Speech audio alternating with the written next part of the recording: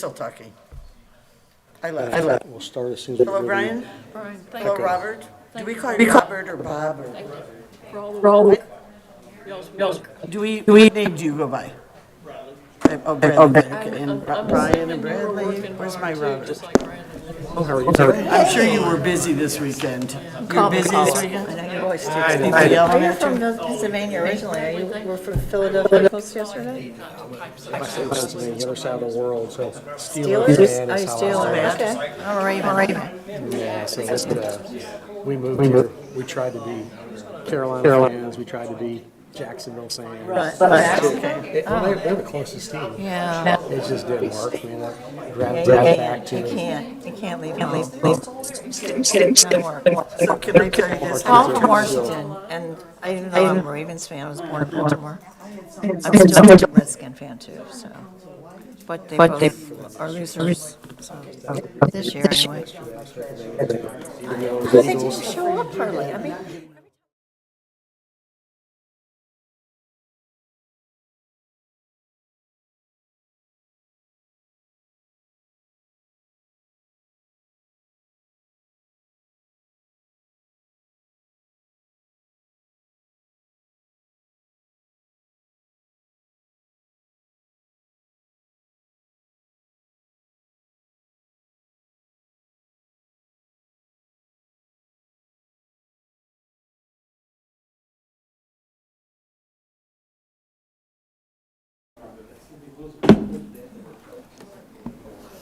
We good?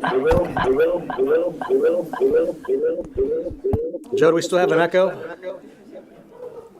Mark, I think it's good. I think it's good to go. Joe says there's still an echo. Oh, There's a horrible Miss echo. Mead, is this echoing? Okay. Joe, is that better? Nope, not yet. No. Rainy night in Georgia. Now you sound okay. Oh, no. Tell us no. No, Oh, bad feedback. all right, I'll change again. that up a little bit. I got up, was up, started planning my day, and I'm going to Beaufort. And then all of a sudden, go to Beaufort.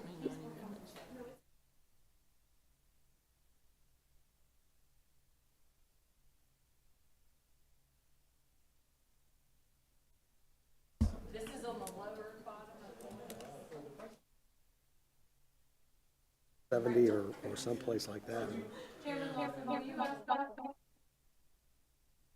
Joe, can you hear us? Is there an echo still? Right now you sound okay. We can't hear you. Are you on? No, I'm not on mute. You're not. No, we can hear you now. Is there an echo from us? No, not right now. You All sound right, we're good fine. then? All right. Yes. All right, I'd like to call the Finance Administration and Economic Development Committee to order. It's Monday, January 27th, 2025. And if we do have a quorum, we have enough people, if we can everyone just rise for the Pledge of Allegiance. I pledge allegiance to the flag of the United States of America and to the republic for which it stands, one nation, under God, indivisible, with liberty and justice for all.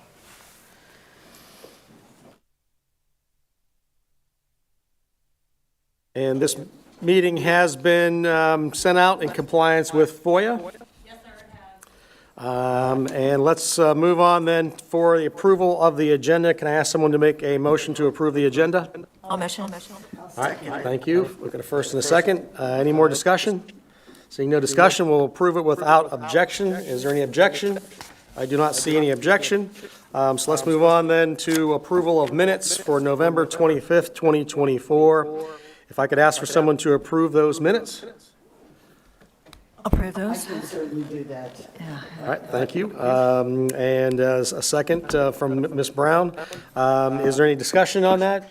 Seeing no discussion, we will approve those without objection. Is there any objection to approving the minutes of November 25th, 2024? I see no objection, so they will be approved. and like to open it up for citizens' comments. If there is anyone here, anyone signed up, Sarah, as far as you know? No one signed up and no one online.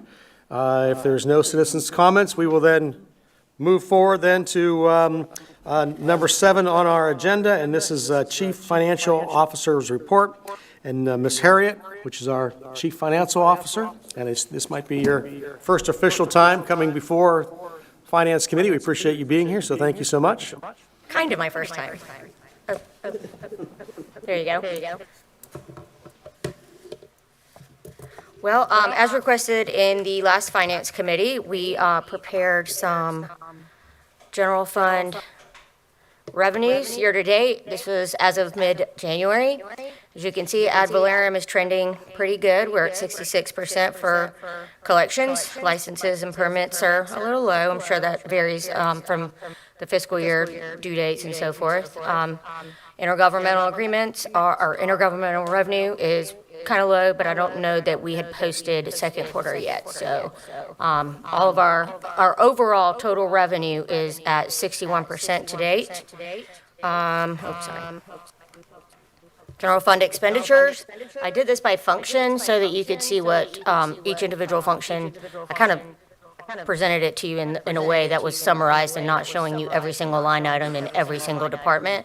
But we can always drill down deeper if you would like. But general government is at 47%, which is really good. That's most of your general fund. And public safety is at 52. As you can see, most of these are trending pretty halfway through as it's mid-year. So overall, the general fund is at 49% of expenditures. So we're trending pretty good. Moving through the years. Sorry. All right, we're doing a quick overview of enterprise funds, and these are the enterprise funds revenues. The first one is solid waste. We're about 47%, which looks to be just about right. Stormwater, doing good. I think they're a little higher right now because I think they had some capital expenditures that they had. Beaufort Executive Airport is a little low. It's at 17%. And then we've got Hilton Head Airport, which is right at 52%. So it's looking pretty good. Let's see. Go ahead. Yes, go ahead. Just for the public who might be watching or will be watching in the future, would you describe to them enterprise funds versus other funds? Enterprise funds are where we record in government our business type activities. I'm not giving you the quote right out of the dictionary, but that is exactly where we would record any type of business type activities in enterprise funds. And there's various different types of enterprise funds. All of these are just enterprise funds are a type of proprietary fund.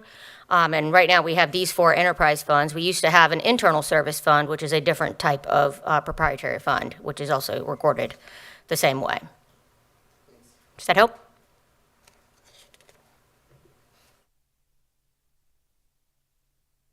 Here's the same, but expenditures. So solid waste is trending right at 50%.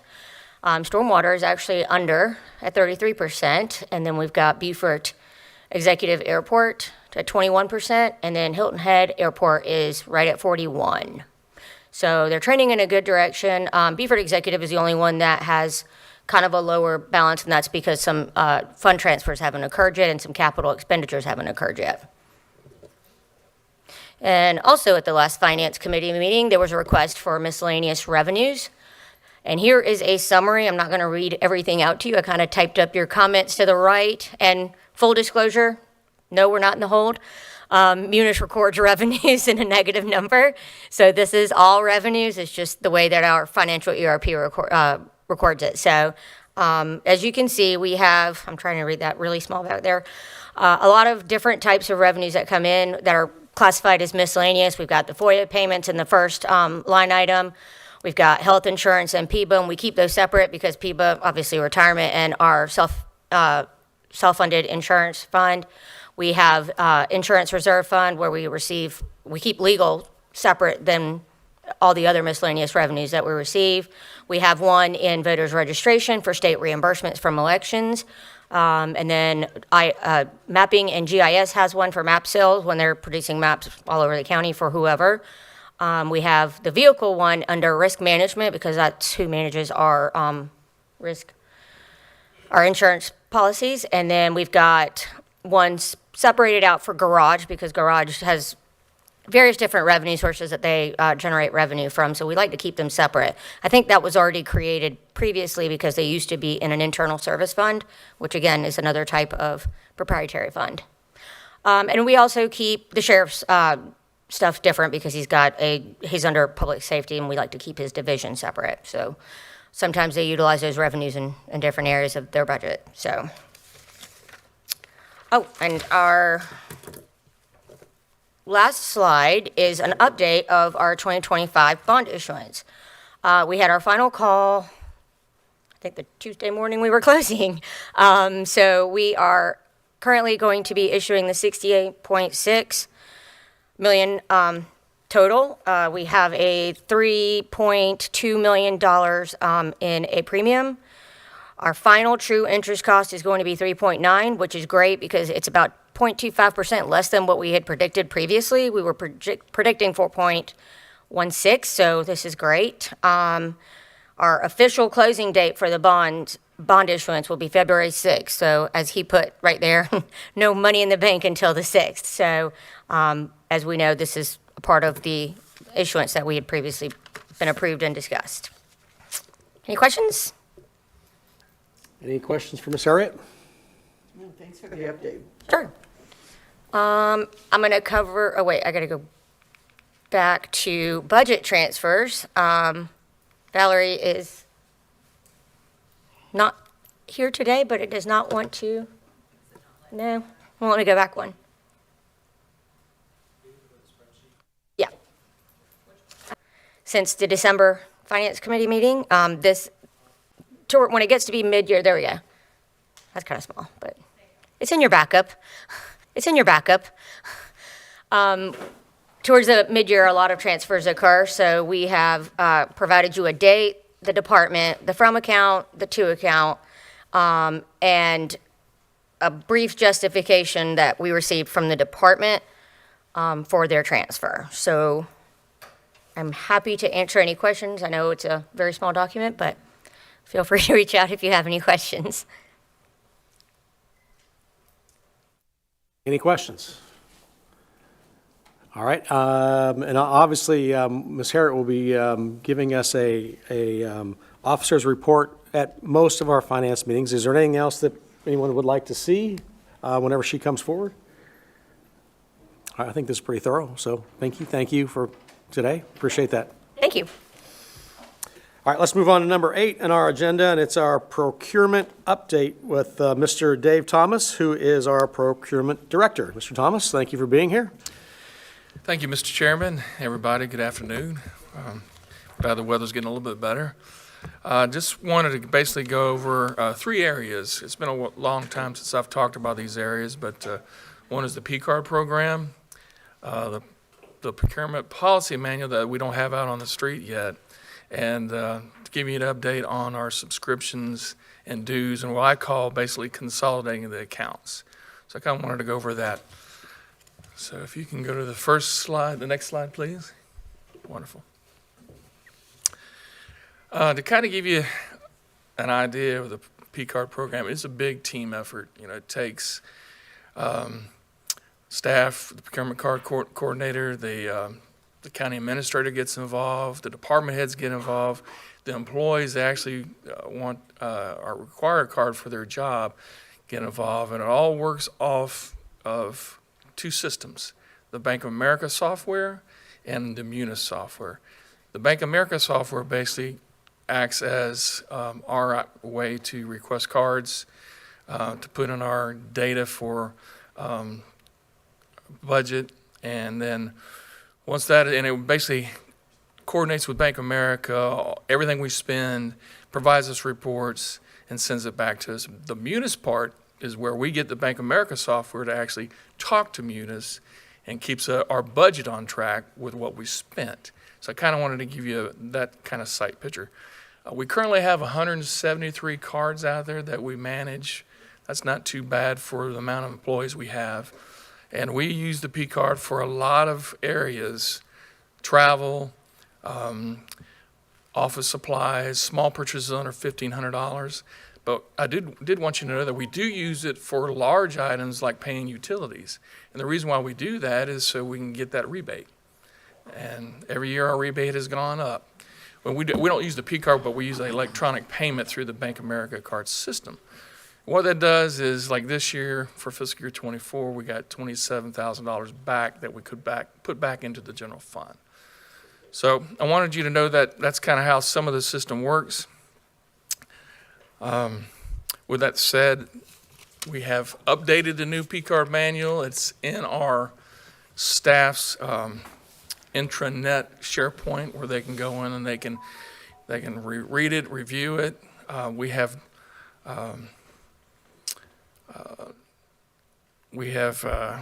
got that on the system, but we have not finished with the video. We're trying to make a nice video so they can look. It's going to be great. And also, we have not finished with the actual exam. Now, that doesn't mean that they are required to read the current manual.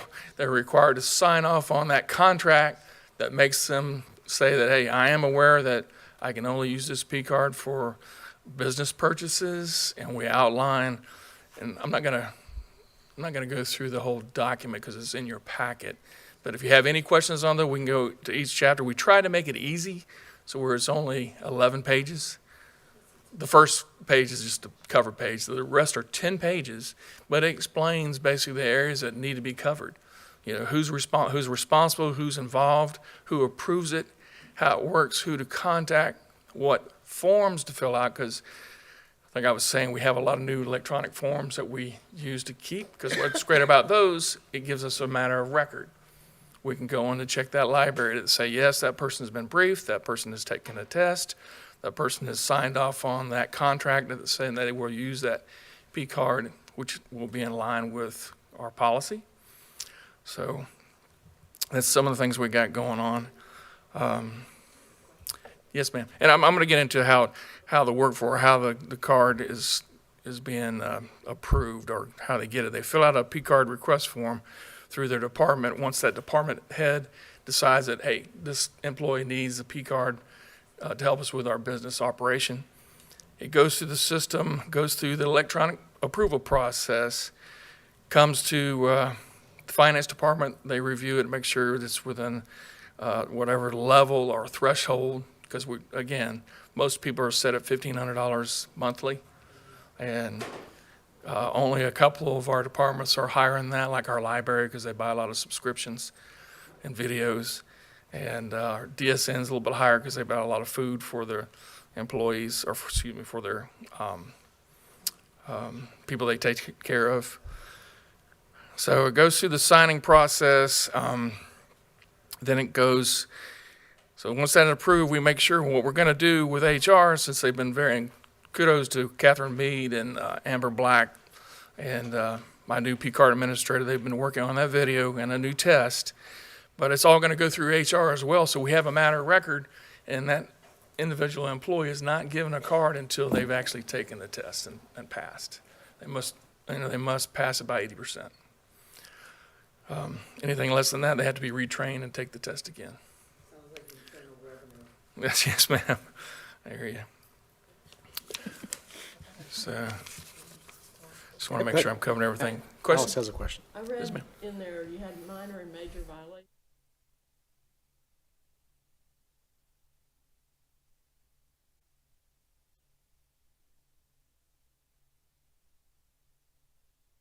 It would be looked at a lot harder, and our job as current professionals is just to catch it, and then the actual decision on whatever is going to happen legally or through HR will be the county. And if you want reports, we can provide those a little bit later. Yes, ma'am. Question, you said we have 173 P cards at this time. Is that more or less than last year? I believe that has less than last year. I think we had like 200 plus last year. So it has gone down. So we really asked the department heads to really take a look at their staff and say, hey, does that person really need a P card? Now keep in mind, we do, when they go on travel, if an employee does go on travel, it is easier for them if they have their own P card to use as a travel card to pay for their registration, pay for their hotel, and so on. But they do get per diem, so they don't need their P card for that. But back to your question, lose my train of thought here. It's mainly used for buying office supplies, small items. We do use it for county council when they go to the South Carolina County Association conferences. And Cheryl Harris, I mean, I think she's got like $10,000 on her card because it costs a lot of money to go to those conferences. So we made sure that we had her level set appropriately. Okay. I had at this point basically not to show you the P card manual, but I don't think that's necessary unless you want to pick out chapters, because like I said, it's only 11 pages. But it does, point out and make sure that they understand their responsibilities. It tells them basically what happens if they make a violation. It tells them the do's and don'ts or what they can be used for. So I think it's a pretty good document. By all means, if you have any suggestions, if something's not right, we can make those changes, but it's been reviewed by our legal counsel and our county administrator and signed off by myself. Any additional questions for Mr. Thomas? And the last thing on the P card, I will tell you that we did, we are using another tool, they're called P card Integrity, and they provide some really good reports on how we're spending our money, what vendors we're spending our money with. They also not only look at the P card, they also look at the munis spending to see if there's any double invoicing. They also look to see if there's any violations out there that might throw up a flag. And so myself, the P card administrator, and the CFO, we basically look at that spend every month to make sure that nothing is reported that looks kind of funny. Okay, the next slide is just real short. The new procurement policy manual it's under review by legal right now. We're just waiting on that. It has 10 chapters. It's 64 pages. It's a little larger than the P card manual, but that's necessary because of the processes that we do. It needs to be explain everything in depth, and it's in line with the procurement code that we just approved last year. And the last thing I think that you really want to look and talk about is what are we doing with our subscriptions and dues. Well, I look at those at accounts. We're trying to update those to where there's only one account, so we're only paying with one check. Kudos to my staff, Victoria Moyer. She really worked hard on getting the Amazon and working with the departments to get the representative to put it in one account. We can provide you with reports on how the county is spending their money with Amazon. We did the same thing with Uniline. There were 30 accounts at one time. Now it's one single account. We're still working with FSI, but we've moved one account for that. But we're still working with the Island Packet and Staple. I think that's going to be more for the Island Packet. That's going to be more of a department head pressure situation where do you really need that newspaper and so on. So that's kind of how we're looking at that. Other than that, we have some water cooler accounts out there that we're trying to consolidate. So that's kind of a work in progress. So I know I kind of rambled on a little bit and kind of went kind of quick, but I wanted to make sure that you had an update that this is a work in progress. We made some very good improvements, I think, on the P card manual, and I look forward to showing you the new procurement policy manual when it comes out. And we hope to have that in February. All right. Do you see any questions for Mr. Thomas? I think we are good. Mr. Thomas, thank you All right. for Thank coming. you, sir. Appreciate your presentation Yes, and all sir. your backup documents. Thank you. And thank you for coming. All right, let's move on now to number 9 on our agenda, and this is regarding vacancies and attrition rate update, and this is our HR Director, Ms. Catherine Mead. Catherine, thank you for coming. Good afternoon. Good afternoon. I will start and preface this with some apologies. You did not get this deck slide in your backup agenda, but if you haven't received it by email, I will ensure you get that by the end of the day. So let's see. All right, I will start out with just a quick summary of the 2024 PLT cash out program that council approved back in November for our workforce. We had an application period of approximately 3 weeks from November 13th to December 3rd of 2024. The eligibility parameters that were on this program were the same as last year, whereas that you had to have a 24-hour PLT beginning balance, and you were only able to cash out a max of 40 hours or 1/2 of your current balance, whichever is less. Excuse me. The HR office received and processed 496 employee applications. We approved 19,296.25 hours, and the cash value on that was $658,475.47. When we brought this to you in November, we anticipated it to run around $665,405, so it was pretty close. The employees received their cash out on their December 13th paycheck, and the funding was applied to the departmental salary budgets, and if they run short due to the cash out, there will be a budget transfer from the payroll contingency fund. A couple of reports that I will start presenting to County Council and to staff on a monthly basis is our vacancy report.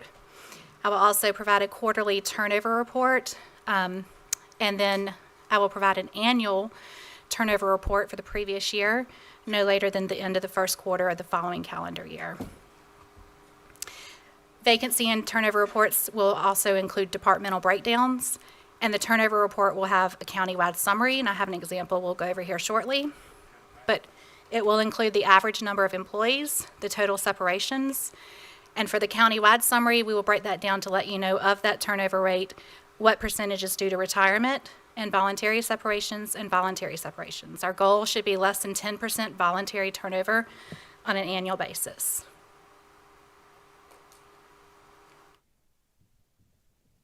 I am so sorry, that's very small. So this is our vacancy report that I pulled as of yesterday with the assumption that everyone came to their new hire orientation today, and I think they did. So total 237 vacancies. Let me pull out my printout to make sure I'm telling you right, because I can't read those numbers. 237 vacancies countywide and 14 pending hires. So that you know when you see these reports in the future, a pending hire are those that we have offered and they have accepted the employment and are in process to be scheduled for their first day. But on that report, obviously, it will break it down by department. And just some tidbits, we have a total of 1,621 budgeted positions and 1,549 FTEs.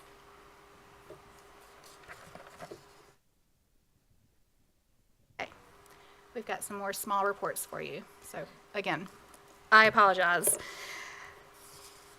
This is an example of the turnover report. I've already shared this with full council by way of Mr. Moore's biweekly status reports, I believe early December.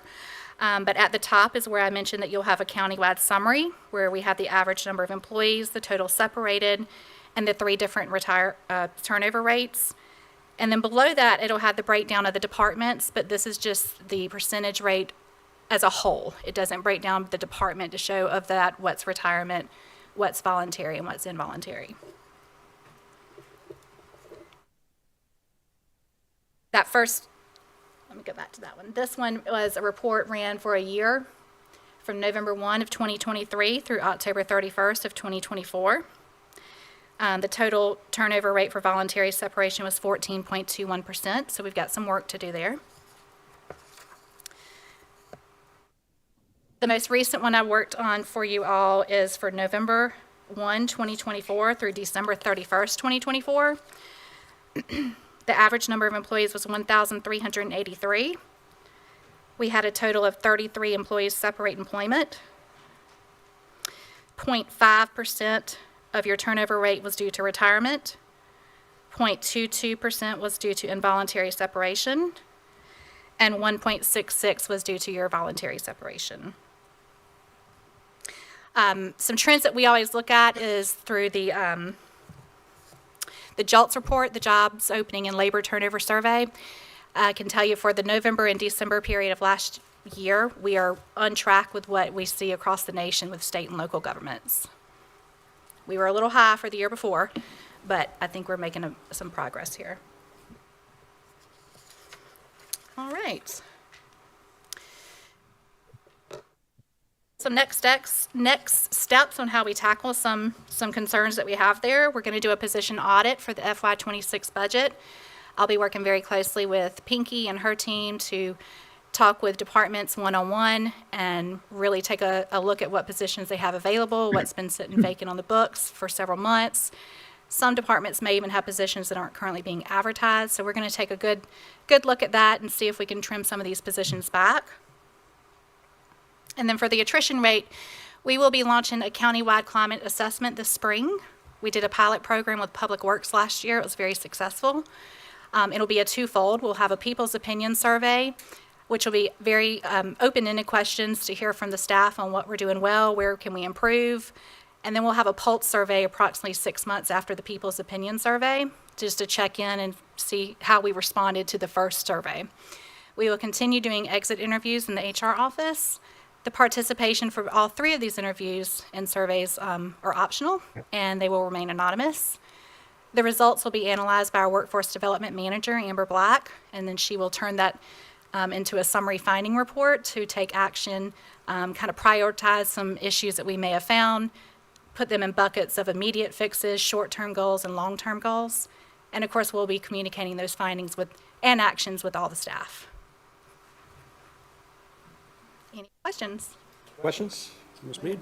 Yes, go ahead. Comment. I appreciate you putting this together because I'd like to see our vacancy rate, which, if you go back to that slide, please, Sarah, I saw the biggest vacancies are detention center, EMS surprised me, and sheriff. So those are public safety kind of things. But that was, yeah, it's right there on that one.